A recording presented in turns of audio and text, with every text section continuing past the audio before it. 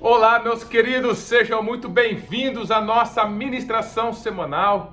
Que bom que nós estamos mais uma vez juntos para aprender do nosso Senhor, da sua palavra, queridos, que tem tanto a nos ensinar, a nos conectar com a nossa história e o propósito dele para as nossas vidas, e não apenas nos fazer vítimas de circunstâncias que vêm sobre a nossa vida, querido, mas nos dar a oportunidade de, em Cristo, ter a sua ajuda para que nós possamos modelar essa circunstância que está diante de nós, tratando ela não como o final do percurso em nossas vidas, mas como a matéria-prima que Deus permite nos passar para que nós possamos nos desenvolver e cumprir então o seu propósito de vida. É tão importante estar com Deus, que Ele te ajuda a lançar um olhar diferente diante de todas as coisas que acontecem na vida.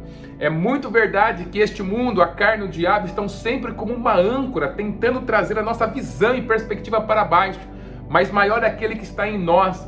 E se você dar a oportunidade, através, por exemplo, de ministrações como essa, Deus ele vai elevar a sua perspectiva, vai te dar a oportunidade de um conhecimento não passageiro e transitório, mas que abarca a eternidade, a construção da história, deixar um legado para as gerações. Querido, ele nos insere dentro do plano divino, e é por isso que nós estamos aqui lutando, trazendo mais uma série, abrindo mais uma série, a série do mês de junho. Falamos em maio sobre Amós, e agora eu queria falar um pouquinho sobre o livro de Miqueias, querido, e trazer essas verdades para as nossas vidas, para compor justamente o que Deus tem como plano para nós.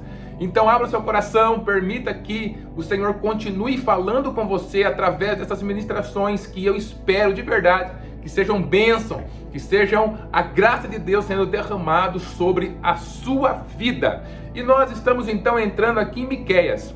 Miqueias, querido, ele tem 7 capítulos apenas.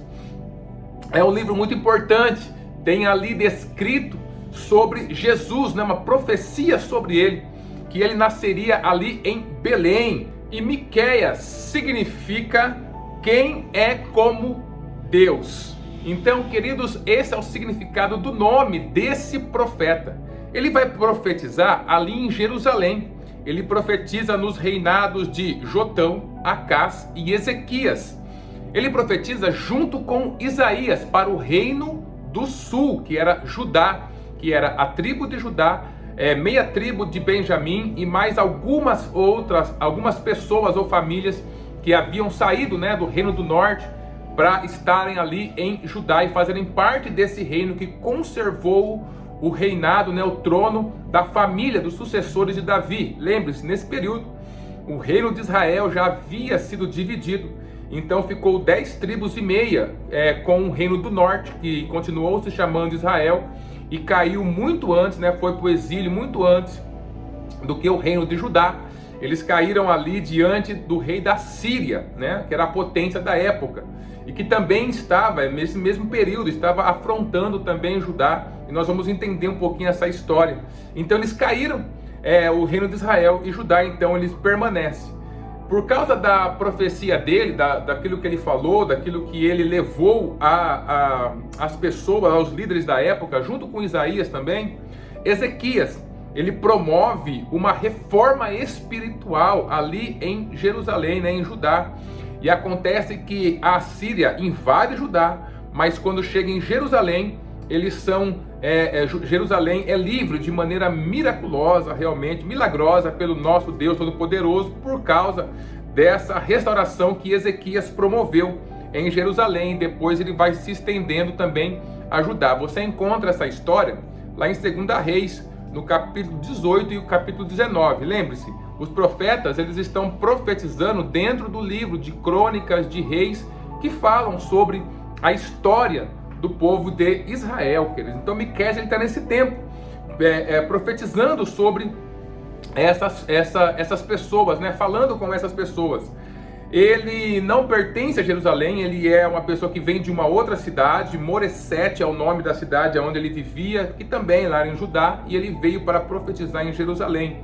Ele profetiza justamente contra a idolatria do povo, né? As pessoas haviam se desviado, que é praticamente uma marca dos profetas, né, que a gente vai estudando a cada tempo. Eles profetizam contra esse desvio das pessoas de saírem de caminhar com o verdadeiro Deus para andarem justamente com os outros deuses das nações que estavam ao seu lado, e também profetiza contra as injustiças sociais que os grandes ricos e poderosos, né, os gananciosos que tinham justamente essa facilidade no meio político, né, tinham padrinhos políticos, então eles também tinham padrinhos religiosos, porque a religião naquele tempo ela tinha uma força dentro do Estado muito grande, assim como né, naquela região ainda da Arábia. Só mudou a religião, mas eles continuam tendo uma força muito grande dentro da política, era a mesma coisa naquele tempo.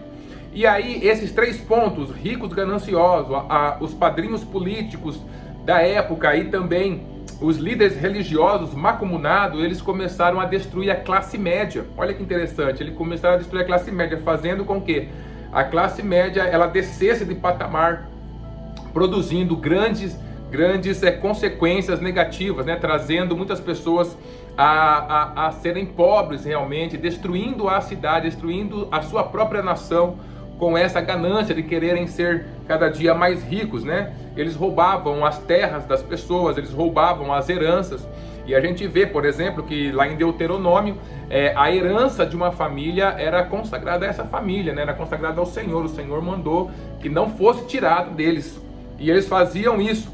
Então, Miqueias, ele está profetizando contra tudo isso, que é, na verdade, algo muito natural do que os profetas, eles falavam justamente contra a idolatria e contra essa injustiça social, essa destruição de dentro, né, que acontecia, porque o povo estava se afastando de Deus. Então, querido, parece que é algo assim, a mesma história se repetindo, né, e na verdade isso mesmo.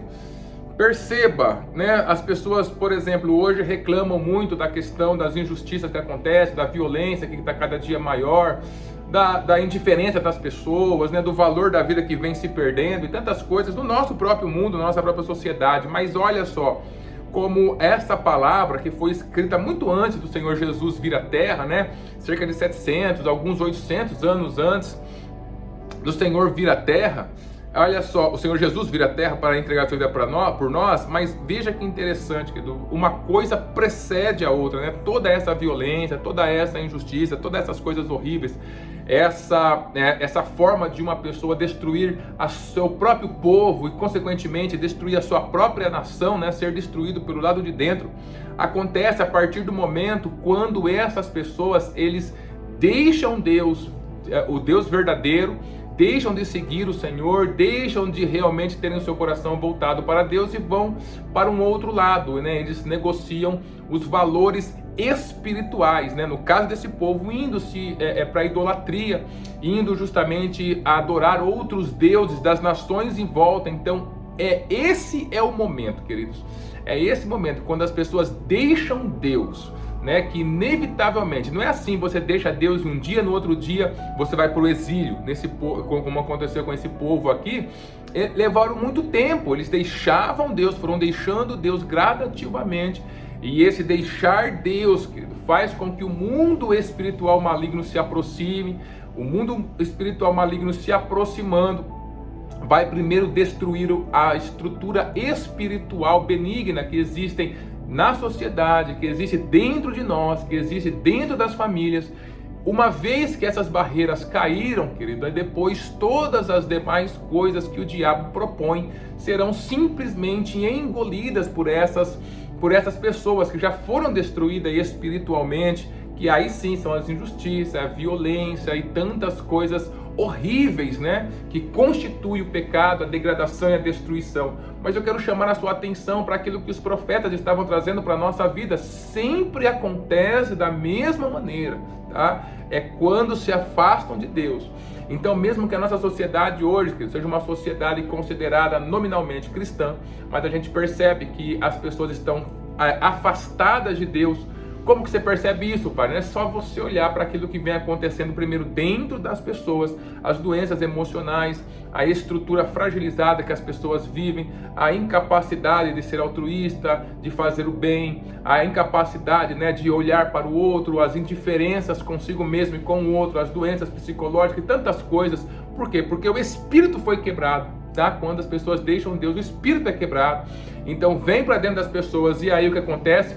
Aquilo que o homem pensa, ele é. Então ele vai colocar para fora aquilo que ele pensa e a gente vê então as corrupções aumentando, a violência aumentando, a indiferença, né? A pessoa vai no médico e ela dificilmente ela é tratada bem, né? A gente ouve muita reclamação da indiferença com que essas pessoas são tratadas e isso vai passando, né, de geração em geração, fazendo com que esse mal se torne hereditário. Mas o princípio de tudo foi a quebra do relacionamento espiritual com Deus, onde outras forças malignas vão tomando conta, forças menores, forças do mundo espiritual maligno que se apresentam como coisas que não fazem mal, né? Vão tomando conta das pessoas, elas vão passando por esse rebaixamento espiritual, perdendo seus valores inegociáveis, inevitavelmente. Vão desembocar na destruição interna da própria nação, como acontecia com esse povo aqui, o povo de Judá, né? Para você ver, quando... Esse aqui é muito instrutivo para nós, porque quando ele fala sobre no reino de Jotão, de Acás, né? Acás chega até a servir a Assíria, né? Que era o império dominante. Depois Ezequias se rebela contra a Síria e ele restaura, né, o culto ao Senhor. E aí a gente vê o Senhor operando de maneira milagrosa. Quando? Quando o culto ao Senhor foi restaurado. Por isso que nós precisamos ter essa visão e trazer isso para dentro do nosso coração. Nós precisamos de muitas coisas aqui fora, nós precisamos de muitas coisas na nossa mente, no nosso interior. Quero ser livre do medo, quero ser livre de vícios e tantas coisas. Mas existe uma coisa mais primordial, querido, porque assim, veja, sem chão, sem você ter um terreno, você não consegue construir uma casa, não tem como isso acontecer. Então você precisa primeiro do terreno. O terreno é justamente a nossa vida espiritual. Enquanto a gente não ter um fundamento verdadeiro da palavra de Deus, tudo que eu construí, querido, vai ir para o chão, não tem jeito. Então, antes mesmo, né, de nós tentarmos resolver qualquer problema, nós precisamos visualizar, né, se nós estamos dentro do fundamento correto. Porque se nós não estivermos, aquilo que a gente vai fazer, não importa o nosso investimento, vai acabar caindo realmente. Mas as pessoas ainda acreditam, né, que fazendo algum investimento apenas em remédios, apenas em questões psicológicas, apenas em questões profissionais, questões familiares e de autoajuda e tantas coisas, isso vai resolver. Não vai. Se não tiver justamente o terreno que é a estar com Deus, né, entregar a vida para Ele, viver realmente um relacionamento profundo com o nosso Senhor. E Miqueias, ele vem ensinando, ele vem falando sobre isso, né? Então ele vem explicando o porquê, ele faz os julgamentos, ele traz a revelação que Deus traz para a vida dele. E aí, queridos, ele traz aqui em Miqueias, no capítulo 1, o versículo 8 e 9, algo interessante que eu gostaria de trazer e deixar frisado para você. Ele fala assim: por isso lamentarei e gemerei, andarei despojado e nu, farei lamentações como de chacais e pranto como de avestruzes, porque a sua chaga é incurável, porque chegou até Judá, estendeu-se até a porta do meu povo, até Jerusalém. Miqueias, ele fala quem ele é no começo do capítulo 1, ele fala que é um profeta de Deus, ele fala como Deus está vindo, está olhando toda aquela situação do seu povo, o povo de Judá, o povo de Jerusalém. Ele fala o que esse povo está fazendo, ele denuncia esse povo, ele denuncia o mal. Depois ele fala sobre aquilo que vai acontecer, né, o juízo que viria sobre esse povo. E em seguida, na continuação, ele faz esse lamento. Ele se lamenta, ele se dói, ele se compadece daquilo que ia acontecer com esse povo, porque ele chama de ferida incurável, aquilo que aconteceu dentro da nação de Judá, da nação de Jerusalém. Eu quero chamar a sua atenção, queridos, justamente para o que significa compaixão do ponto de vista de Deus. Muitas pessoas acabam se esquivando de denunciar o mal, acabam, né, com a perspectiva, né, com essa máscara do cristão bonzinho, saindo, né, se esquivando, se isentando de mostrar e de acusar e pedir a Deus a punição, né, por esse mal que está acontecendo, achando que o cristianismo é ser bonzinho. Não, querido, não tem nada a ver com isso. A compaixão não é compaixão pelo mal, não. O mal, ele precisa ser combatido. Nós precisamos pedir ao Senhor que traga juízo realmente, que traga a sua justiça, porque nós precisamos da justiça de Deus, nós precisamos do seu juízo, nós precisamos das coisas certas acontecendo em todas as áreas da nossa vida, na nossa família, na nossa sociedade, para que a gente possa construir, ser produtivo, se desenvolver. Então o cristão, ele não é isento quanto ao mal, ele não passa a mão, ele não tolera, né? Ele não fica passando a mão na cabeça do mal, né? Falando que está tudo bem, vendo as coisas acontecerem, e aí, não, vamos só orar por eles, né? Não, querido, ele se posiciona contra sim. Miqueias estava fazendo isso, e isso poderia inclusive custar a sua vida, como custou de muitos outros profetas. E ele se posiciona contra o mal. Porém, queridos, depois de ele se posicionar contra o mal e falar sobre o juízo que viria realmente, ele então tem o seu coração é pego por um lamento, né? Por essa compaixão, né? O lamento. Mas esse lamento não é porque o mal seria punido, mas o lamento é por causa da escolha que aquele povo faria. Esse tipo de lamento é a compaixão, é o lamento, é a tristeza que um profeta tem dentro do seu coração, porque está conectado com o coração de Deus. Então é a mesma tristeza que está no coração de Deus, porque Deus, ele não tem o culpado por inocente, ele pune realmente a pessoa que precisa. O juízo chega, a gente vê o que você planta, você vai colher. Então isso está estruturado. Mas o Senhor, a compaixão dele vem num qual sentido? Vem no sentido de estar vendo as pessoas que tinham toda a condição de fazer uma escolha diferente para a sua vida, estarem escolhendo justamente esse mal, estarem escolhendo fazer aquilo que desagrada a Deus, querido. Então isso é justamente a compaixão que tem dentro do coração daquele profeta de Miqueias. Então ele faz esse lamento porque é a mesma compaixão que tem dentro do coração do Senhor, né? Ele olha para aquelas pessoas depois de lançar toda aquela acusação e falar o que realmente aconteceria, porque eles tinham feito mal, mas ele começa a se lamentar pela escolha deles. Olha só o que aconteceu, vocês têm agora uma chaga incurável, né? Olha o que a filha do meu povo fez. Então esse afastamento de Deus, querido, que as pessoas fazem, o afastamento da nação, né, de Judá naquele tempo, de Deus. Da mesma forma nós, né, quando nós vemos as pessoas que tinham tudo para conseguir estarem vivendo os propósitos de Deus nessa terra, estão entrando por outros caminhos, essa escolha pelo mal é justamente aonde o nosso coração sofre, aonde a gente lamenta pela escolha que as pessoas estão fazendo, é onde o nosso coração se compadece, e nós passamos a orar ao Senhor por essas escolhas, não para que essa pessoa que está fazendo mal não seja punido, porque o ser punido é uma consequência da escolha que a pessoa está fazendo, mas nós pedimos ajuda ao Senhor, nós pedimos que o Senhor intervenha para que a escolha seja diferente e não a consequência, porque a consequência é só um sinal daquilo que foi escolhido. E isso é muito importante para que a gente possa ter luz dentro do nosso coração, a gente possa ter clareza, queridos. A gente não se isenta de punir o mal, de mostrar, de denunciar, de estar contra firmemente esse mal. Porém, nós temos o coração do Senhor Jesus, que é um coração que se compadece das escolhas erradas que as pessoas estão fazendo, e nós passamos a orar ao Senhor para que elas possam encontrar a Deus e também fazer suas escolhas melhores, querido. Isso está muito claro dentro do Senhor Jesus, quando ele passou por aqui, que ele se compadece das pessoas, né? Ele fala, elas são um rebanho, né? Como se não tivesse pastor, como se estivesse sem pastor. Então ele está falando o que? Esse rebanho, ele está sem instrução, ele está sem a oportunidade de fazer escolhas melhores por isso eles estão andando por esse caminho de sofrimento, esse caminho de degradação, queridos. Então isso é o que move o coração do nosso Deus em compaixão, em amor, sobre a vida das pessoas, sobre as nossas vidas, e também deve mover o nosso coração como movia o coração de Miqueias.